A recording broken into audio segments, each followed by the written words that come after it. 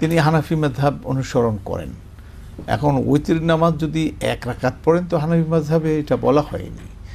তাহলে কোন তিনি সবগুলি মাযহাবের যেটাই পছন্দ করতে পারে, হ্যাঁ যেটাই হয়, তবে আপনি এখানে একটু ওখানে একটু ওইখানে একটু এইভাবে না, আপনি যেটা অনুসরণ করেন, কিন্তু ওইটা অনুসরণ করতে গিয়ে যদি সহিহ হাদিস পেয়ে যান তো সহিহ হাদিসটা, ওই ইমাম বলছে তমুক ইমাম বলছে না, সহিহ হাদিস পেলে ওইটাই আপনি গ্রহণ করবেন। এখন এই যে 3 রাকাতের ইয়েতে 3 রাকাত পড়লে আপনি একসঙ্গে 3 রাকাত পড়বেন, বসবেন না।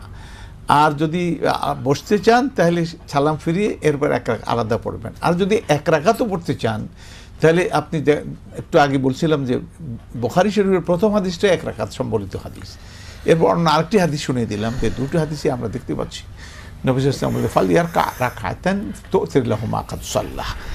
অতএব আপনি 1 রাকাত পড়তে পারবেন। এটা অন্য মাযহাবের অনুসরণ করে নয়, বরং এটা আমাগো বড় ইমাম হলেন মুহাম্মদ রাসূলুল্লাহ সাল্লাল্লাহু আলাইহি ওয়াসাল্লাম, তার অনুসরণ করে, কাজেই কোনো অসুবিধা নাই।